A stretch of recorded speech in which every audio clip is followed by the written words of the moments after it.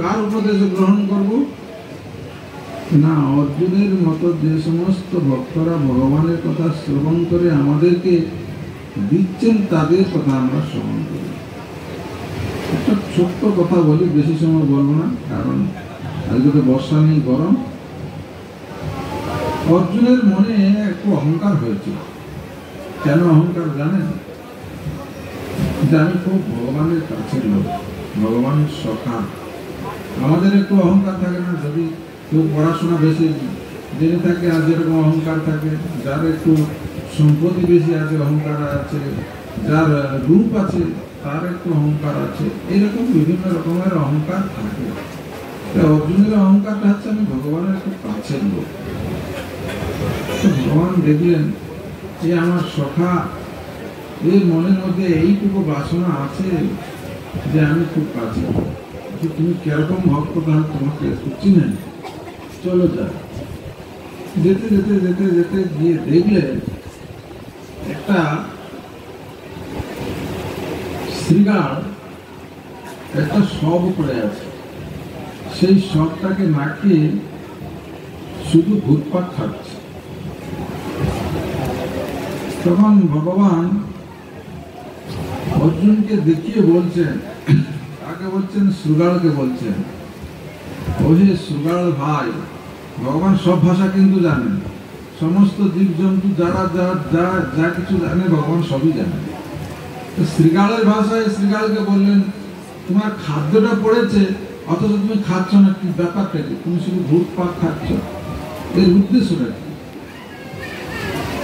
তখন শ্রীবাল বলছে যে আমি এর মাথাটা যখন শুয়ে দেখি না, তাহলে এই মাথাটা কোনোদিন ভগবানকে গিয়ে প্রণাম করেনি। কানটা যখন শুয়ে দেখি, এই কান দিয়ে কোনোদিন ভগবান কথা শুনেনি।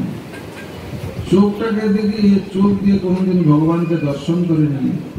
নাক দিয়ে কোনোদিন ভগবানের প্রদীপ ধূপ ইত্যাদি গ্রহণ করেনি। আর এই মুখ দিয়ে কোনোদিন মহাপ্রসাদ গ্রহণ করেনি। হাতটা শুয়ে দেখি, এই হাত দিয়ে কোনোদিন ভগবানের সেবা করেনি। পা দিয়ে কোনোদিন ভগবানের মন্দিরে যায়নি, ভগবানের তীর্থেও যায়নি, এমনকি কোনোদিন কোনো তীর্থে স্নানও করেনি।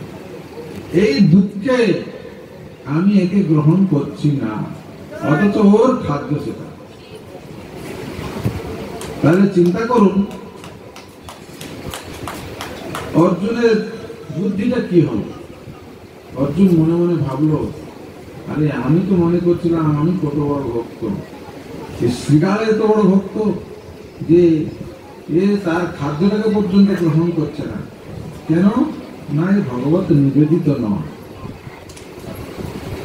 সুতরাং আমরা যারা এখানে এসেছি, আমাদের পূর্বজন্মের কোন সুকৃতি ছিল যে একটা ভগবত মন্দির হতে যাচ্ছে, তা আমরা আসতে পেরেছি।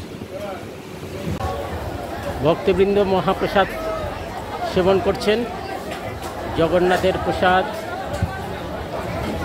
ফুলতলি গৌরীয় মঠে, মায়াপুর শ্রী চৈতন্য মঠের একটি ব্রাঞ্চে ভক্তবৃন্দ প্রসাদ সেবন করছেন। প্রসাদ মানে ভগবানের কৃপা, প্রসাদ মানে ভগবানের দয়া, প্রসাদ মানে ভগবানের করুণা। ভক্তবৃন্দ প্রসাদের মাধ্যমে অধরামৃত পান করছেন, যা ভগবানের অধর থেকে অমৃত, সেই অধরামৃত লাভ করে নিজেদের জীবন ধন্য করছে।